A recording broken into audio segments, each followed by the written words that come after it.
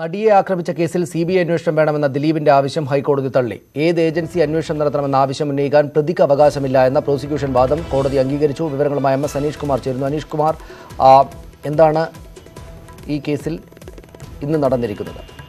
സനി, സിബിഐ അന്വേഷണം ആവശ്യപ്പെട്ട് ദിലീപ് സമർപ്പിച്ച മുഴുവൻ വാദങ്ങളും അക്ഷരാർത്ഥത്തിൽ തള്ളിക്കൊണ്ടാണ് ഇപ്പോൾ സിബിഐ അന്വേഷണം ആവശ്യപ്പെട്ടുള്ള ഹർജി ഹൈക്കോടതി തള്ളിയിരിക്കുന്നത്. ഏത് ഏജൻസി കേസ് അന്വേഷണം നടത്തണമെന്ന ആവശ്യം ഉന്നയിക്കാൻ പ്രതിക്ക് അവകാശമില്ലെന്ന പ്രോസിക്യൂഷന്റെ വാദം കോടതി അപ്പാടെ അംഗീകരിക്കുകയായിരുന്നു. വിചാരണ വൈകിപ്പിക്കാനുള്ള മനഃപൂർവമായ ശ്രമങ്ങളാണ് പ്രതിയുടെ ഭാഗത്തു നിന്നും ഉണ്ടാകുന്നതെന്നും പ്രോസിക്യൂഷൻ നിലപാടെടുത്തിരുന്നു. ഈ വാദവും അംഗീകരിച്ചിരുന്നു. ഒപ്പം പോലീസ് അന്വേഷണം പക്ഷപാതപരമാണെന്ന ദിലീപിന്റെ വാദവും കോടതി തള്ളിയിരിക്കുന്നു. കേസ് ഡയറി പരിശോധിച്ചതിൽ നിന്നും വളരെ മികച്ച രീതിയിൽ തന്നെയാണ് അന്വേഷണം മുന്നോട്ട് പോയിരിക്കുന്നത്.